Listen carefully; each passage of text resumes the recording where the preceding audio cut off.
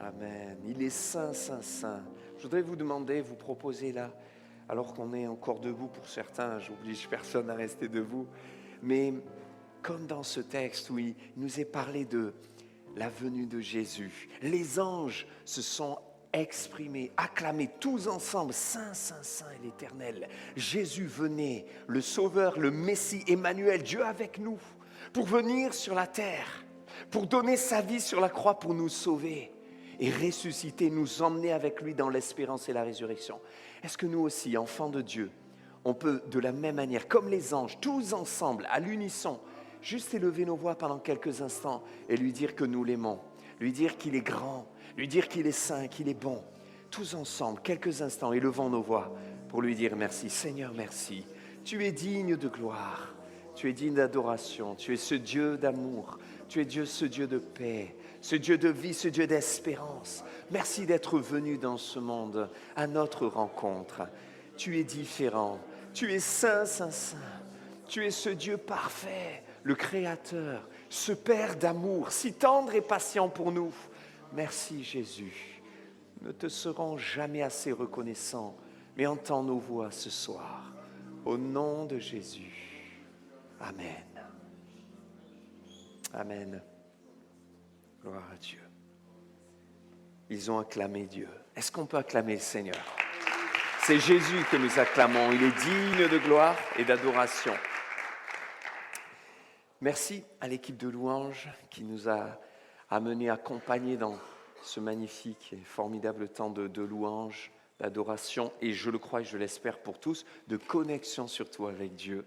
C'est ça qui est important quand on est dans la louange, dans l'adoration, de connecter avec le Seigneur, de réaliser les paroles que nous chantons et d'essayer, tant bien que mal, avec la grâce de Dieu surtout, de les vivre. Alors c'est vrai, comme tu le disais Anthony, c'est la période de Noël. Le monde, quelque part, se fige. Beaucoup de conceptions sur Noël. Nous nous annonçons la venue de Jésus. On parle de sa venue, du sens de sa venue, de ce qu'il a fait pour chacun d'entre nous. Et justement, je voudrais revisiter avec vous un des textes qui nous parle de la venue de Jésus et quelques enseignements à tirer ensemble. Alors, c'est dans l'évangile de Luc et j'ai intitulé ce message « La venue de Jésus », tout simplement, la venue de Jésus qui bouleverse nos vies. Et on va voir 3 dimensions. La venue de Jésus a bouleversé l'humanité déjà à l'époque, le monde juif de l'époque, la société dans laquelle il est arrivé, mais aussi, vous le savez comme moi, l'humanité entière jusqu'à nous aujourd'hui, de génération en génération. La venue de Jésus bouleverse des vies. Beaucoup peuvent dire, je sais que Jésus est venu, mais qu'est-ce que ça va m'apporter ce soir de revoir et de revisiter le fait que, Jésus est arrivé dans une étable, que des anges, en effet, ont crié « Saint, Saint, Saint », que des bergers sont venus. D'ailleurs, ce n'est pas précisément ce texte que nous allons voir, vous verrez. Mais vous allez voir que, tout comme sa venue a mené un changement, un bouleversement, aujourd'hui, la venue de Jésus dans un cœur bouleverse ta vie. Et si tu as déjà accepté Jésus, le réinviter ou lui demander de régner davantage, de prendre plus de place, va bouleverser ta vie. Alors il y a plein de dimensions que l'on peut prendre. Moi je me suis appuyé sur l'évangile de Luc, plusieurs récits de la venue de Jésus. Quand vous voyez Matthieu, c'est très complémentaire et il y a énormément d'enseignements. Je me focalise sur Luc et vous allez voir que la venue de Jésus, dans tout son contexte, nous parle et nous emporte dans une maturité spirituelle. Et Dieu veut t'aider à être plus mature spirituellement ce soir. Le deuxièmement, on va voir que la venue de Jésus challenge notre foi, la foi dans le miraculeux. Et le Seigneur veut que nous développions et que tu développes une foi indestructible dans la puissance de Dieu et dans le miraculeux de Dieu. Et puis on va voir troisièmement, la venue de Jésus a révélé la puissance de la soumission à Dieu. Maturité, foi et soumission qui nous emmènent vraiment dans une vie de bénédiction et de libération. Alors on va regarder dès le début ce texte de Luc chapitre 1, à partir du verset 5. Durant le règne d'Hérode sur la Judée, il y avait un prêtre du nom de Zacharie, de la classe d'Abia, et sa femme était une descendante d'Aaron. Elle s'appelait Élisabeth. Alors déjà, un prêtre à l'époque, alors ce n'est pas un prêtre comme vous le voyez aujourd'hui, il faut vous remettre dans le contexte juif, c'était un homme qui s'occupait du temple, de l'entretien du temple, et qui aussi célébrait des cérémonies religieuses, qui enseignait la Torah juive. Donc on n'est pas dans un contexte encore chrétien, Jésus n'est pas venu, le Christ n'est pas encore arrivé, il va arriver. C'est le contexte juif. Mais c'était un homme de Dieu qui lisait, qui respectait, qui connaissait les Écritures de Dieu, c'est-à-dire la loi, la Torah, vous savez, qui a été écrite par Moïse. Donc, vous voyez, les Juifs de l'époque, même si Jésus n'était pas encore venu, on ne peut pas dire qu'ils étaient chrétiens, ils avaient par contre la parole de Dieu du commencement jusqu'au Pentateuque, les 5 premiers livres, qui révélaient la puissance, la grandeur de Dieu, le seul Dieu vivant et vrai. Et Zacharie faisait partie de ces croyants enracinés dans la foi qui enseignaient la parole. Donc, il était marié à Élisabeth, voyez, et Élisabeth aussi avait des origines qui faisaient d'elle une descendante d'Aaron. Donc, on peut dire que tous les deux connaissaient Dieu, ils étaient proches de Dieu et ils avaient baigné, on pourrait dire, dans un environnement religieux dans le bon sens du terme, qui leur avait enseigné vraiment les voies du Seigneur et du seul Dieu vivant et vrai. Tous deux étaient justes devant Dieu et ils suivaient d'une manière irréprochable tous les commandements et toutes les lois du Seigneur. Vous savez qu'il y a très peu de personnes dans toute la Bible, pourtant on en a des hommes et des femmes de Dieu, des disciples extraordinaires, des gens qui ont fait des miracles, mais il y en a très très peu de qui Dieu dit clairement qu'ils étaient irréprochables et qu'ils suivaient tous les commandements. Et si on dit couple, encore moins, très très peu de couples, mais eux, ils font vraiment partie de ces hommes et ces femmes de Dieu exceptionnels.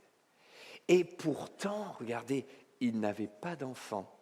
Pourquoi ? Parce qu'Élisabeth était stérile et ils étaient l'un et l'autre, en plus, avancés en âge.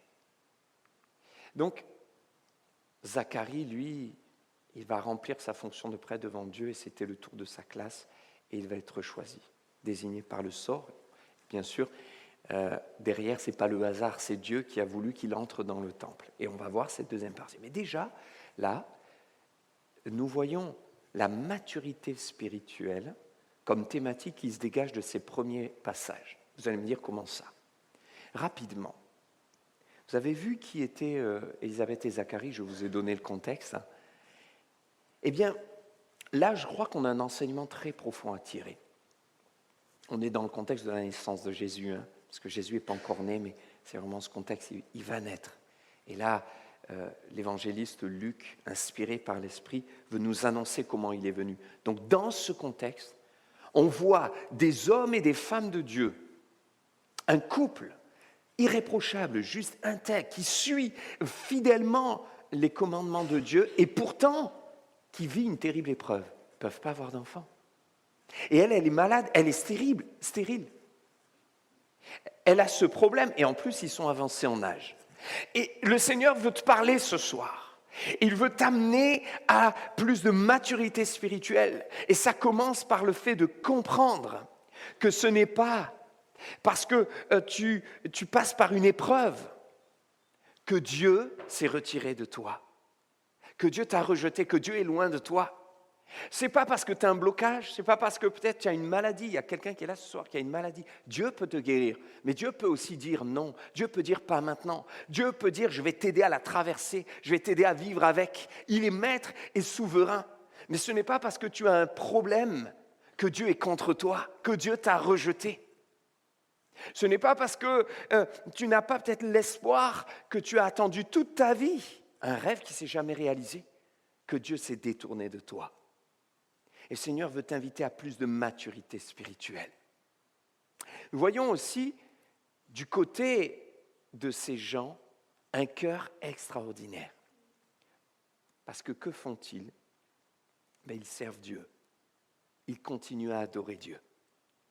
Ils ne rejettent pas Dieu, ils ne se mettent pas en colère.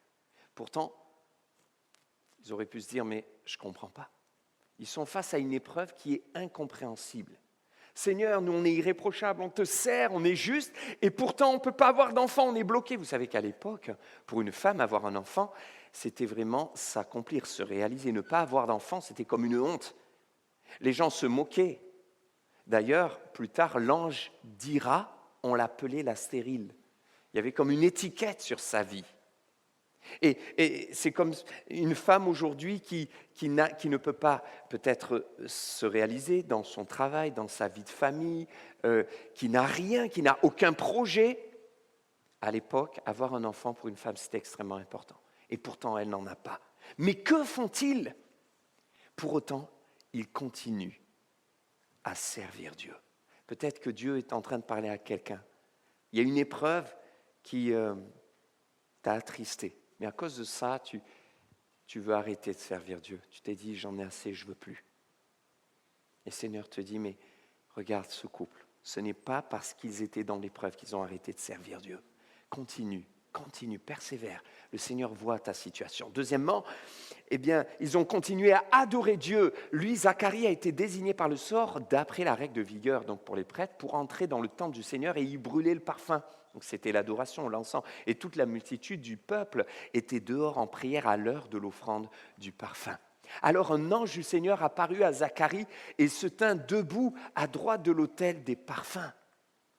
Et Zacharie fut troublé en le voyant et la peur s'empara de lui. Qu'est-ce que Zacharie est en train de faire? Il est en train de servir Dieu. Et Dieu veut t'encourager, persévère. Tu vois, quand tu passes par l'épreuve mais que tu persévères, c'est là que Dieu se révèle. Et deuxièmement, il persévère dans l'adoration, parce que c'est une chose de persévérer dans le service. C'est pas facile, mais persévérer dans l'adoration, c'est encore autre chose, c'est plus profond, c'est plus mature. Adorer Dieu, c'est se mettre devant lui. C'est l'adorer en esprit, en vérité, lui dire tu es grand, tu es saint, comme on l'a chanté, tu es Dieu. Jamais je ne te renierai. Je ne comprends pas mon épreuve, mais je continue à me soumettre à toi. Est-ce que quand tu passes par l'épreuve, est-ce que quand tu es challengé dans tes peurs, tu continues à adorer Dieu? Est-ce que tu persévères dans l'adoration à Dieu? C'est là que Dieu se révèle et commence à agir pour répondre même à tes prières les plus secrètes. C'est ce qui s'est passé pour Zacharie. Zacharie et Élisabeth auraient pu se dire, si on a un blocage, si elle est stérile, si elle ne peut pas avoir d'enfant, peut-être que c'est parce qu'elle a un problème spirituel. Et combien de personnes aujourd'hui raisonnent ainsi? J'ai un problème spirituel, sinon Dieu aurait répondu à ma prière. Ou alors, je dois avoir peut-être un démon qui me tourne autour, qui m'empêche d'entrer dans la bénédiction. Sinon, depuis le temps où je prie pour avoir un conjoint, pour rencontrer l'âme sœur, je voudrais, moi, avoir quelqu'un avec qui partager. Je sais que Dieu a un plan pour moi, pour mon couple, pour ma vie sentimentale. Mais comme ça ne marche pas, il doit y avoir un démon quelque part. Il doit y avoir un problème spirituel quelque part. Il n'y avait rien de tout ça pour Élisabeth et Zacharie. Alors, écoute bien. Le Seigneur veut te conduire dans une plus grande maturité spirituelle et t'inviter à ne pas tirer des conclusions hâtives, t'inviter à ne pas rentrer dans une superstition qui attire la peur sur ta vie, mais te rappeler qu'il est au contrôle de tout. Il te dit simplement persévère dans le service, persévère dans l'adoration et moi j'agirai en mon temps. Dans Ecclésiaste chapitre 3, il est dit, Dieu fait toutes choses belles en son temps. Et il y a un temps pour tout. Pourquoi est-ce que toute leur vie, ils ont prié sans voir la réponse à leur prière? Ce n'est pas parce que Dieu les rejetait. Ce n'est pas parce qu'il y avait un péché caché. Mais c'était tout simplement parce que ce n'était pas le temps de Dieu. Et vous retrouvez cette expression qui revient plusieurs fois. Au temps fixé, Dieu envoya l'ange pour dire, ça y est, la réponse arrive. Il ne fallait pas que ça arrive avant parce que Dieu avait fixé un temps pour que Jésus vienne. Et Jean-Baptiste, qui va naître donc de Zacharie et Élisabeth, sera le cousin de Jésus. Et il fallait qu'il vienne juste avant Jésus.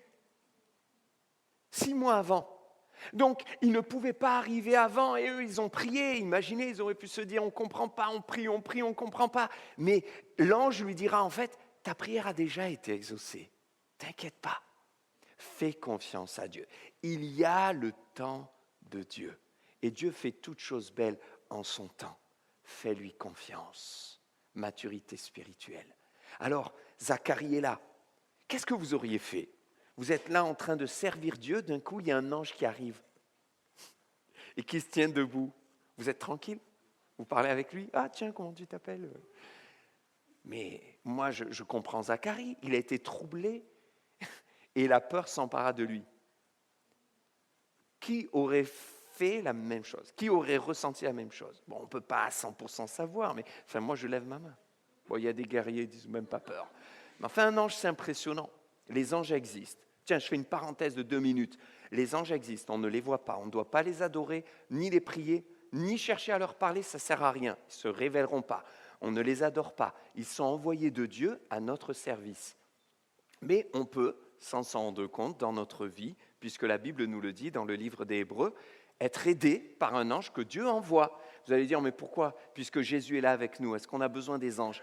Eh bien, les anges font partie des serviteurs de Dieu au service de ceux qui doivent hériter le salut. Donc, tous ceux qui doivent entrer dans la foi, qui sont chrétiens, qui aiment Dieu, peuvent être au bénéfice d'un ange. Est-ce qu'on a un ange? Ah, c'est vrai qu'il y a un verset qui dit, c'est Jésus qui dit, leurs anges veillent sur eux. Donc, c'est vrai que peut-être qu'il y a un ange spécifique pour chacun d'entre nous que Dieu dépêche parfois pour nous sortir d'affaires. Alors peut-être au ciel, on aura de belles surprises et vous saurez qu'il y a eu des moments dans votre vie, vous auriez pu avoir un accident, un problème, et Dieu a envoyé son ange, c'est possible. Et on le voit dans la Bible, tout au long des Écritures, des hommes, des femmes qui ont été au bénéfice d'anges que Dieu a envoyés. Mais ces anges qui sont au service de Dieu sont des anges ultra puissants, il faut le savoir. Ils ont des adversaires qui sont des anges déchus, qui eux sont au service du diable, de Satan. Et il y a 2 tiers d'anges et 1 tiers de démons, mais un seul ange est capable de lier Satan, le diable. Vous voyez la différence quand même de puissance. Donc si vous êtes chrétien, faites les muscles, soyez rassurés, il n'y a pas de problème. Les démons existent, mais en fait, ils sont moins nombreux et moins forts, bien moins forts que les anges. Cela nous révèle qu'il y a des combats spirituels que vous ne voyez pas. Par exemple, dans Daniel chapitre 10, vous voyez ce texte qui nous parle de Daniel qui était dans l'épreuve, il priait, et c'est au 21e jour que l'ange Gabriel vient et lui dire « J'ai été envoyé vers toi et ta prière, voyez, comme Zacharie et Élisabeth, a été entendue depuis le premier jour, mais j'ai été retenu en fait par un chef, le chef de Perse, c'est un démon. Et Michael, un autre ange, est venu à mon aide pour combattre. Donc il y a des combats dans les lieux célestes que nous ne voyons pas. Et c'est pour ça d'ailleurs qu'il est dit que Dieu combat pour nous. Combat pour nous. Donc il ne faut pas avoir peur des démons, du monde spirituel. Il faut juste en être conscient. Il ne faut pas chercher non plus à entrer en contact avec les anges, ça ne sert à rien. Par contre, il faut comprendre que Dieu est là, qu'il veille sur nous et qu'il a tout prévu pour nous garder, pour nous encourager. Zacharie voit un ange. Il est troublé en le voyant. La peur s'empare de lui. Mais l'ange lui dit, n'aie pas peur, Zacharie, car ta prière a été exaucée. Ta femme Élisabeth te donnera un fils et tu l'appelleras Jean. Waouh! Sa femme Élisabeth, on a dit qu'elle était aussi âgée. Ça veut dire qu'il double obstacle. Et parfois, c'est ce qui se passe dans ta vie, dans nos vies. Il n'y a pas qu'un obstacle, il y a un deuxième. Où tu as un problème, puis il y a un deuxième qui arrive.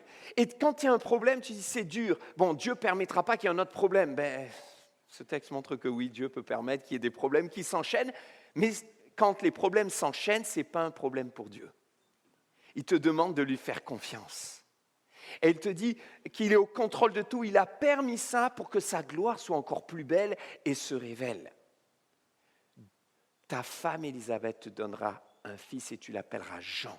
Ça veut dire que l'ange vient de la part de Dieu pour lui dire le nom qu'il devra donner à son fils. Et Zacharie répond à l'ange, « À quoi reconnaîtrais-je cela ?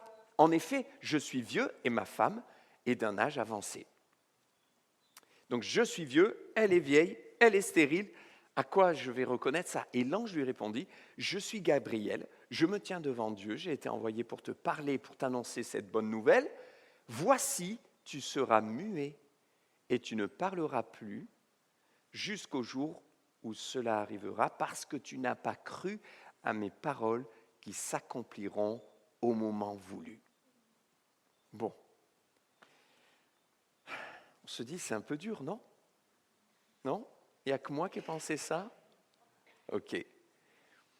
Alors, on va lire la suite. Là, on résume. Zacharie voit un ange en servant Dieu. Il est bouleversé, il est terrifié, il a peur. L'ange lui dit, n'aie pas peur, je suis venu t'annoncer une nouvelle.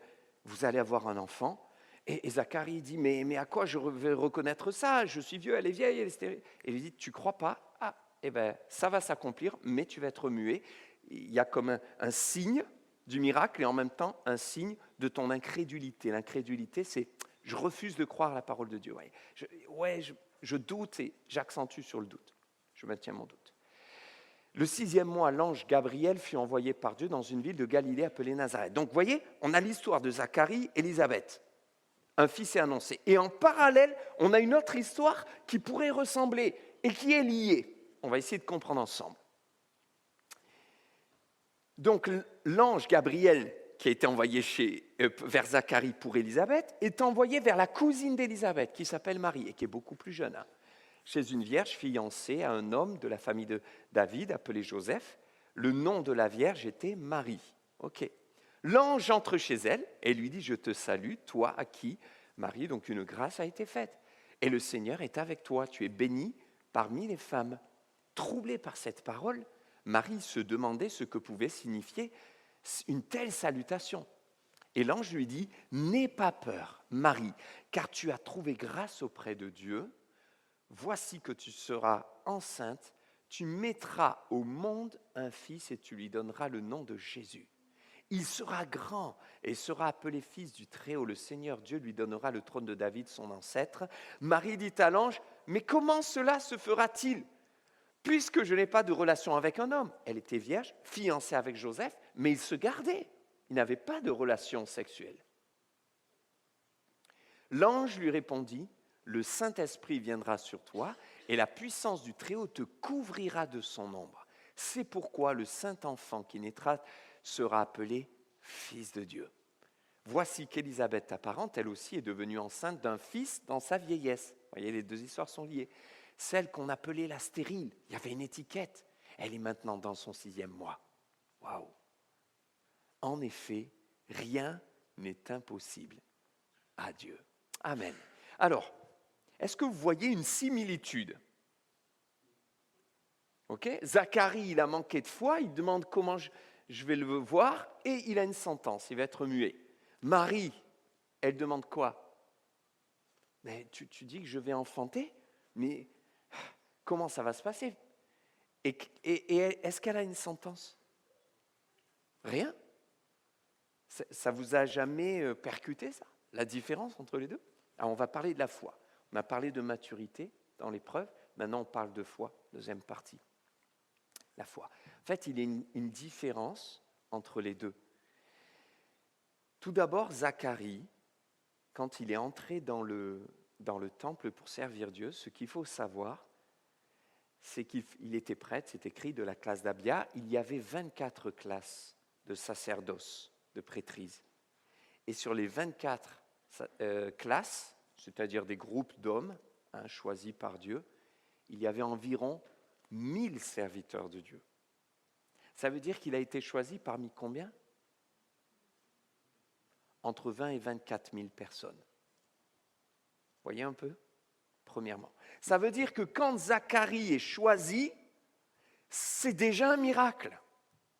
Il y avait une chance sur 24 000 qu'il soit choisi. Et généralement, un homme, il attendait en moyenne 50 à 55 ans pour être choisi, tellement il y avait de serviteurs dans le temple. Mais lui, il est choisi ce jour-là, et bien sûr, il y en a qui pourraient dire, coup de bol. C'est la chance. Mais Zacharie est choisi, et quand il entre, il y a un ange qui lui apparaît. Ça ferait beaucoup quand même hein? de circonstances étranges, vous ne trouvez pas? Or, jamais ça s'était passé. Donc on pourrait dire, là, il y avait une chance sur combien que ça arrive. Un ange arrive, il lui parle en l'appelant par son nom, il le connaît, il connaît sa situation et il connaît sa prière, puisqu'il lui dit, ta prière a été exaucée. Vous voyez que quand on épluche, on se rend compte que finalement, Zacharie, oui, il a manqué de foi, parce qu'il vivait un miracle vivant, là. Ça ne pouvait être que Dieu, d'autant plus qu'un ange se présente à lui, apparaît au moment où il sert Dieu et il offre le parfum et l'encens. Vous savez que dans Galates, Dieu dit attention, même si un ange venait vous annoncer un autre évangile, que cet ange soit anathème. Ça voudrait dire que ce n'est pas un ange qui vient de Dieu. Mais le diable se déguise en ange de lumière. Donc, quelqu'un pourrait dire, oui, mais il a eu peur que ce soit une tromperie. Mais ça ne pouvait pas être le cas, puisqu'il avait prié Dieu et l'ange lui révèle la prière qu'il avait adressée à Dieu, puisqu'il était en train de servir Dieu, et c'est à ce moment-là que l'ange vient confirmer la prière et lui donner la bénédiction et une salutation venant de Dieu. Donc, à ce moment-là, Zacharie est en train de douter de la parole qui lui a été donnée, d'autant plus que, vous voyez, on a cette expression « à quoi reconnaîtrai-je cela ?» En réalité, on devrait le traduire ainsi « à quoi reconnaîtrai-je que c'est vrai ?» Il a douté que c'était vrai, là, ce que Dieu avait dit, ce que Dieu pouvait faire. Il a douté et le résultat, il a été muet. D'accord ? Quand on regarde maintenant Marie, elle a demandé, mais comment cela se fera-t-il ? Tu dis que je vais être enceinte, mais comment ça va se passer puisque je ne connais pas d'homme ? Elle connaît Dieu, elle sait que Dieu est saint, elle sait que Dieu est contre les relations sexuelles hors mariage. Et elle sait que Dieu lui demandera jamais de filouter. Dieu ne va jamais dire, bon allez, ouais c'est vrai que je suis pris au dépourvu, alors faites un bébé, puis après Elle sait que ce n'est pas possible. Mais peut-être ça fait rire certains, mais il y a des gens qui pensent comme ça aujourd'hui. Il y a des gens qui disent « Ouais, mais tu comprends, un peu de drogue et tout, ça fait du bien. Je sais que Dieu est contre, mais peut-être que là, il sait que je suis dans un moment, circonstance atténuante, peut-être il va être un peu d'accord. » Non. Quand tu connais le cœur de Dieu, tu sais réellement ce qu'il veut. Et elle savait que Dieu était saint, et que ça ne pouvait pas se faire de cette manière-là. Donc elle ne lui dit pas, et elle ne lui demande pas, est-ce que c'est vrai ce que tu me dis ? Mais elle lui demande de quelle manière ça va se faire. Ce n'est pas pareil. Elle ne remet pas en question la parole de Dieu, mais elle a besoin de savoir comment ça va se passer pour être rassurée. Et parce qu'elle connaît Dieu. Alors l'ange va lui dire, eh bien, c'est de cette manière-là, il va y avoir un miracle, le Saint-Esprit te couvrira de son ombre. La preuve qu'elle n'a pas manqué de foi, elle aurait pu dire, attends, le Saint-Esprit va me couvrir de son ombre. Ça veut dire quoi ? Même pour une femme qui va accoucher, ça peut faire peur. Ça peut générer, vous voyez, beaucoup d'angoisse. Mais non, elle a été dans la paix, elle a compris. Ce qui prouve qu'elle n'avait pas compris d'une manière technique ce qui allait se passer. Mais elle a eu la foi, elle a fait confiance à Dieu. Mais regardez Zacharie.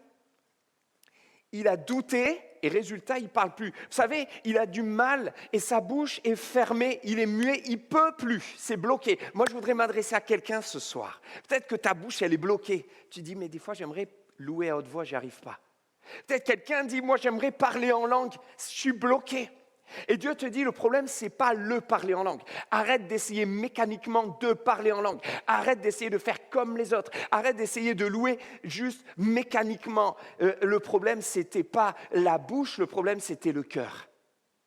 Et si sa bouche était fermée, s'il est devenu muet, c'est parce que son cœur avait été incrédule. Et Dieu est en train de te dire, il voudrait que de ta bouche émanent les plus belles louanges. Il voudrait que tu puisses témoigner. Il y a peut-être quelqu'un qui est là et qui aspirait à témoigner. Mais ta bouche est fermée. Tu es comme Zacharie, comme muet. Et le Seigneur te dit, le problème, ce n'est pas juste d'essayer de faire comme les autres, d'essayer de faire avec tes propres forces. Le problème, c'est le cœur. Le Seigneur voudrait renouveler ta foi afin que tu renverses l'incrédulité. Et c'est quand tu lui fais pleinement confiance, quand tu lâches les chevaux de ton cœur là, vers Dieu, c'est là qu'il délivre ta langue, qu'il la délie et qu'il te permet ensuite de témoigner, de parler, de louer Dieu et qu'il va te remplir du Saint-Esprit pour que tu parles en langue. Ça commence par le cœur. La foi, elle n'a pas douté. Mais peut-être que quelqu'un va dire, oui, mais quand même la venue de Jésus, moi, le problème, je suis scientifique. Je suis scientifique et je doute encore de la naissance virginale de Jésus par Marie parce que c'est impossible techniquement. C'est dur pour moi. J'aimerais te dire que l'auteur de ces paroles n'est autre que Luc, dont le métier était médecin. C'est un scientifique. Et en plus, un médecin, en plus à l'époque, la conception, il s'y connaissait. D'accord ? Donc s'il y a bien une personne qui aurait pu douter, c'est Luc. Pourtant, c'est Luc qui l'écrit, justement. Et comment il l'écrit ? Il le dit, écoutez, moi je suis un scientifique, humainement c'était impossible, dans mes études, mes conceptions, mon cerveau, c'était pas possible, mais je vous l'écris, c'est vrai. Donc si tu es scientifique, tu peux croire. Si tu es cartésien, en fait, ce n'est pas un problème. Dieu réconcilie la science et la foi. Et il a cherché, regardez, plusieurs ont entrepris, c'est le début du texte, de composer un récit des événements qui se sont accomplis parmi nous, d'après ce que nous ont transmis ceux qui ont été des témoins oculaires dès le commencement et qui sont devenus des serviteurs de la parole. Il m'a donc paru bon à moi aussi, qui me suis soigneusement informé de toutes ces choses dès l'origine, de te les exposer par écrit. Voilà, excellent. Théophile, d'une manière en plus suivie, afin que tu reconnaisses la certitude de ces enseignements. En fait, Luc est en train de dire, je suis un scientifique, à la base je suis un cartésien, j'ai fait des recherches. Tu as le droit de faire des recherches. Il y en a qui disent, ouais, mais est-ce qu'il faut croire bêtement ? Tu as le droit de faire des recherches, de poser des questions, tu verras. Jésus a dit, cherchez, vous trouverez. Et si tu cherches, tu vas voir, tu vas trouver. Et plus tu cherches même dans la science, plus au contraire, tu vas être convaincu que ça peut être que Dieu. Et lui, il a cherché. Et il a pris des informations précises, travail minutieux, méticuleux. Il n'a pas dit « faut croire pour croire ». Voilà, ce n'est pas une question de crédulité, de naïveté, mais il a approfondi soigneusement. Et il y a eu des témoins oculaires, des gens qui ont vu Jésus, des gens qui ont vu Zacharie, qui ont vu Élisabeth. Luc est allé voir Marie. Il lui a demandé comment ça s'est passé. Marie lui a raconté, il est allé voir. Zacharie et Élisabeth, ils ont parlé. Il a raconté ce que les témoins oculaires ont pu lui dire qu'ils avaient vécu. Peut-être tu crois en Dieu, mais tu as du mal à croire à certains miracles. Mais Dieu te dit que s'il est le Créateur, qu'est-ce pour lui de faire venir Jésus ? D'une manière miraculeuse. S'il est le Créateur, il est l'incarnateur aussi.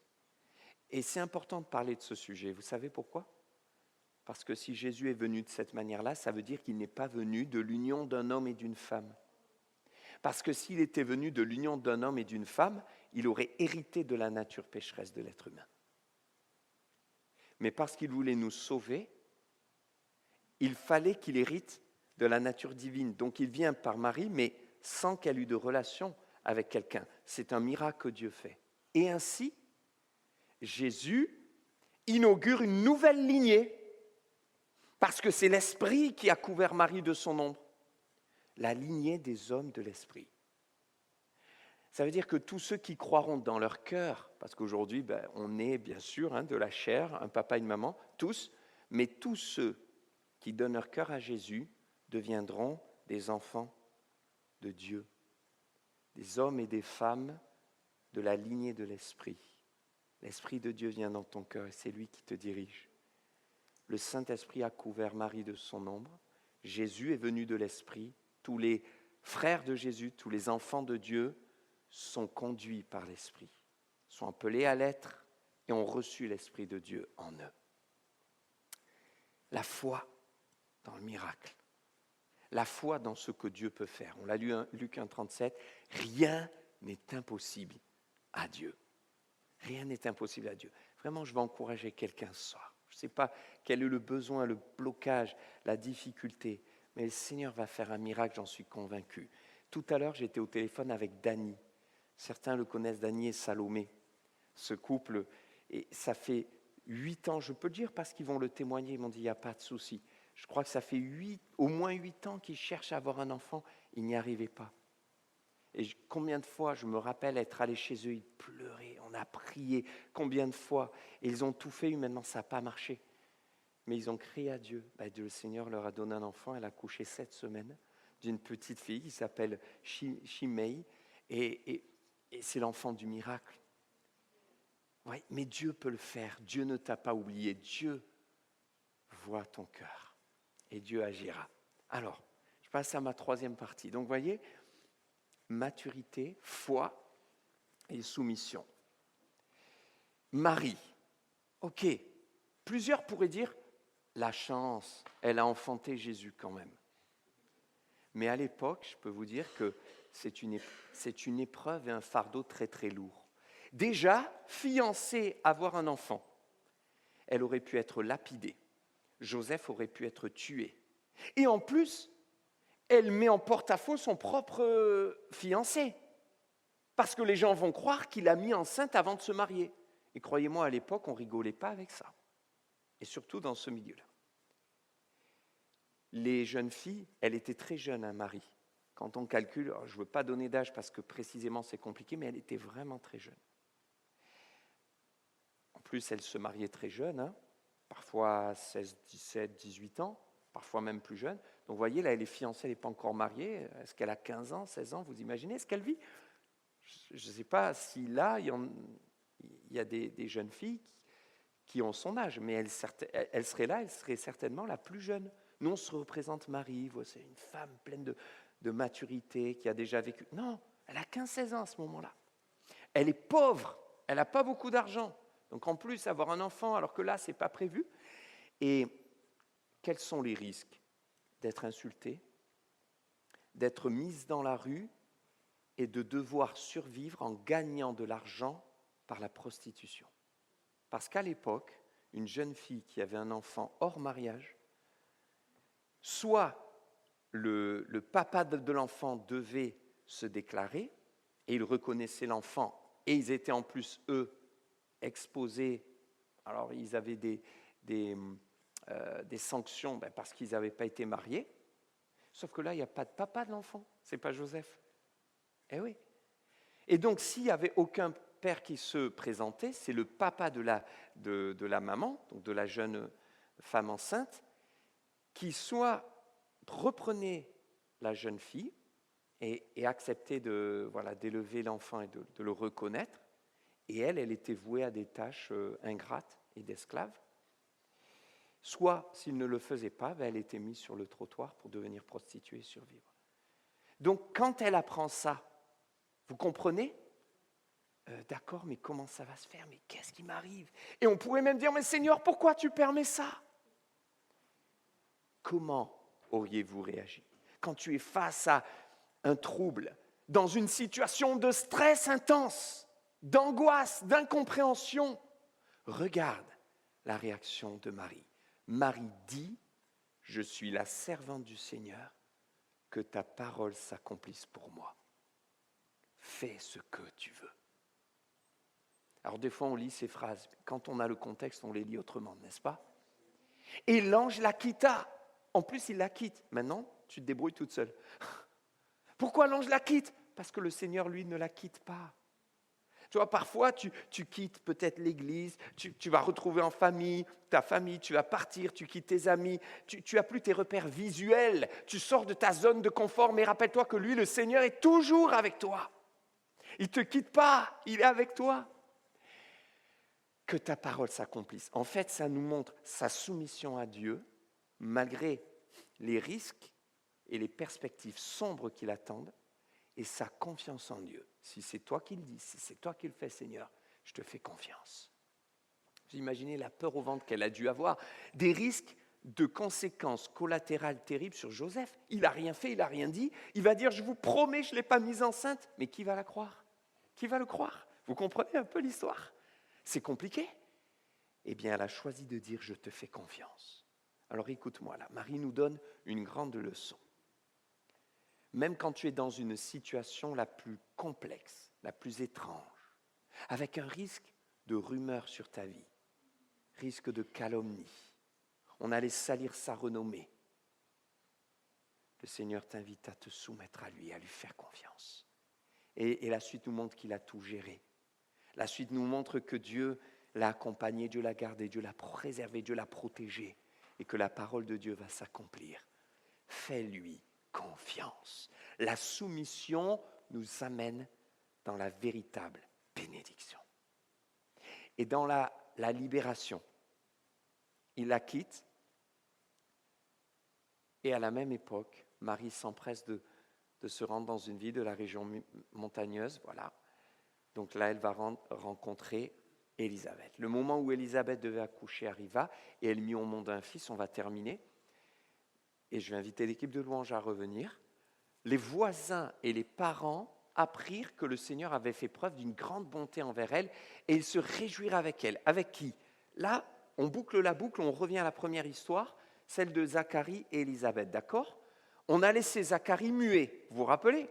Parce qu'il a fait preuve d'incrédulité. Mais Marie va chez Zacharie et Élisabeth, sa cousine. Et Marie, elle a reçu cette promesse qu'elle va enfanter Jésus. Élisabeth et Zacharie ont reçu cette promesse, mais il y a toujours ce problème pour Zacharie. Et peut-être que toi, tu es toujours bloqué dans ce problème d'incrédulité, de foi, ou tu es toujours bloqué dans ce problème concret. Zacharie ne peut pas parler, toi, tu n'y arrives pas à parler. Tu dis, je veux témoigner, ta bouche ne s'ouvre pas. Tu dis, je veux louer, ta bouche ne s'ouvre pas. Je veux prier dans l'église, un vendredi soir, même quand il y a 100 ou 130 jeunes, ta bouche ne s'ouvre pas. Je veux prier un dimanche matin, je veux dire à Jésus combien je l'aime, ta bouche ne s'ouvre pas. Tu es comme Zacharie, tu es muet. Mais Dieu, regarde ce qu'il fait pour Zacharie et ce qu'il veut faire pour toi. Donc, ils se réjouirent avec Élisabeth de ce qu'elle est enceinte, et le 8e jour, et de ce qu'elle accouche. Elle accouche. Ça y est, l'enfant est là. Le bébé de Zacharie et Élisabeth, mais problème, on est au 8e jour, Zacharie ne parle toujours pas, il est muet. On se dit, oh là là, c'est terrible pour lui. Alors ils vinrent pour circoncire l'enfant, c'était la coutume. Ils voulaient l'appeler Zacharie, parce que c'était aussi la coutume, d'après le nom de son père. Mais sa mère prit la parole et dit, non, il sera appelé Jean. Ah ouais, vous vous rappelez ce qui s'était passé dans le temple? L'ange Gabriel était allé voir Zacharie et lui avait dit, ta femme va enfanter un fils et tu l'appelleras du nom de Jean. Donc ça veut dire que Zacharie et Élisabeth, ils ont communiqué, pourtant il était muet, mais il s'est débrouillé pour lui dire, et elle l'a cru, et elle a accepté. Donc il s'appellera du nom de Jean. Et il lui dit, mais il n'y a personne de ta parenté qui porte ce nom Jean. Alors ils firent des signes à son père pour savoir comment il voulait qu'on l'appelle. Ça veut dire qu'il était muet, mais qu'il était aussi sourd. Sinon il serait intervenu. Il n'entendait pas la conversation. Ils ont dit, bon, toi tu dis ça, Élisabeth, mais tu es une femme. Hein. Donc on va aller s'adresser à l'homme, parce que bon, la parole de la femme, à l'époque, moyen. Enfin à l'époque, des fois encore aujourd'hui, il faudrait changer un peu les choses. Hein. Et quitte, hein. Équilibre. Et Zacharie demanda une tablette, et il écrivit, son nom est Jean. Tous furent dans l'étonnement. Immédiatement, sa bouche s'ouvrit, sa langue se délia. Et il parlait, bénissez Dieu, mais c'est extraordinaire ça. Au moment où il écrit, sa langue se délie. Waouh! Je veux parler à quelqu'un ce soir. Je préparais ce message et j'ai eu cette pensée dans le cœur. Je suis sûr que c'est pour quelqu'un. Peut-être qu'il y a un blocage dans ton cœur. Et ce blocage, il est resté là dans ton âme. Il y a une racine mauvaise, une souffrance, quelque chose que tu n'as jamais pu dire, comme ta bouche qui était muette. Et le Seigneur veut te délivrer. Et il te dit, toi aussi, comme Zacharie, écris. Écris à Dieu. Peut-être tu n'arrives pas à parler, tu n'arrives pas à le dire, tu n'arrives pas à te confier à quelqu'un, c'est trop dur, c'est trop lourd et tu n'as pas envie. Mais à Dieu, tu peux le faire. Et Dieu te dit, tu n'arrives pas à parler? Écris. Écris-moi. Écris une lettre. Dis-lui ce que tu penses, dis-lui ce que tu ressens. Écris à Dieu. Rentre chez toi, prends ton stylo, écris ce que tu as vécu, écris ta peine, écris ta souffrance, écris ta douleur. Et en écrivant, Zacharie est en train de confesser, de déclarer. Ah bon? Oui, son nom est Jean. Vous allez me dire, mais pasteur, il déclare quoi? Il confesse quoi? Oui, il est en train de faire une grande confession. Pourquoi? Parce qu'au début, son problème et ce qui l'a rendu muet, c'est qu'il manquait de foi en ce que Dieu disait.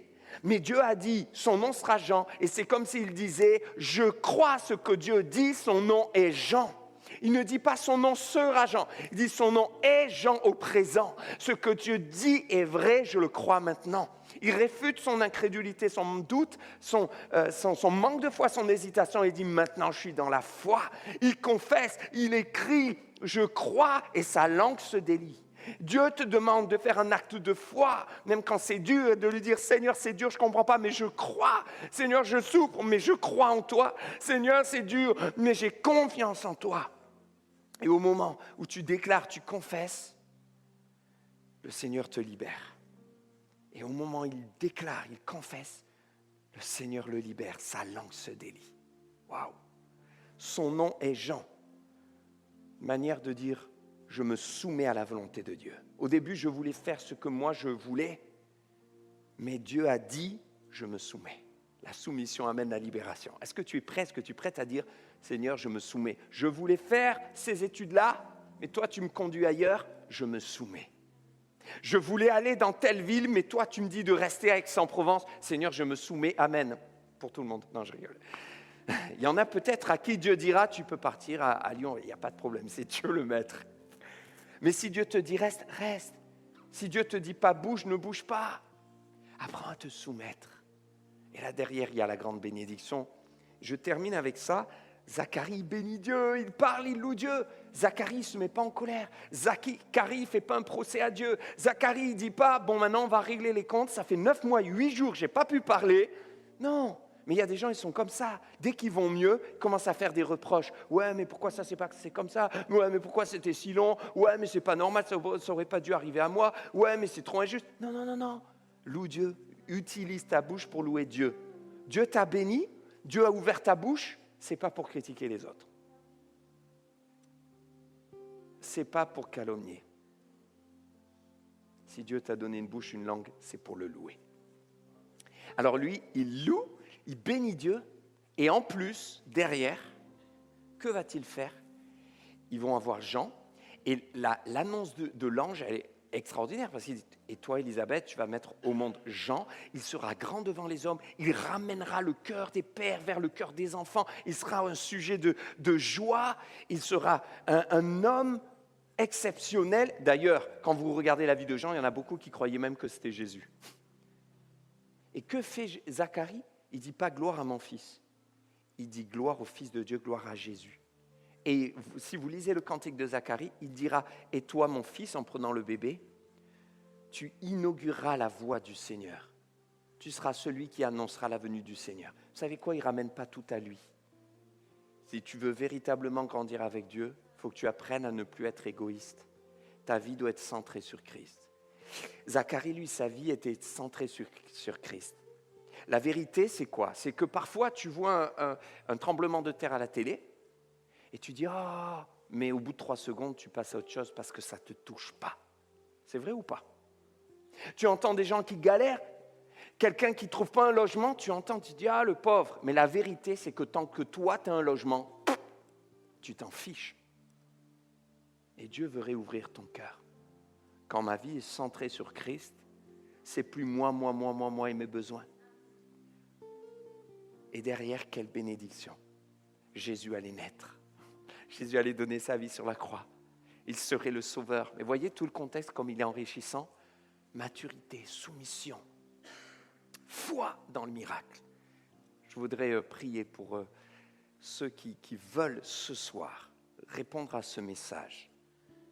La venue de Jésus a bouleversé même le contexte de toutes ces personnes, mais il veut bouleverser ton contexte. Il veut bouleverser ta vie à toi pour que tu deviennes mature spirituellement. Il veut bouleverser quelqu'un qui est dans l'incrédulité. Il veut faire de toi quelqu'un de foi, un homme de foi, une jeune fille de foi. Il veut bouleverser la vie de quelqu'un qui n'arrive pas à se soumettre à Dieu. Es-tu prêt à te soumettre à Dieu? Et à lui dire non pas ma volonté mais la tienne, et comme Marie, comme Jésus a dit ça, et comme Marie, bien Seigneur, que ta volonté soit faite même si je ne comprends pas. Et il fera de grandes choses. Alors, quelques instants de silence pour réfléchir avant de répondre à cet appel.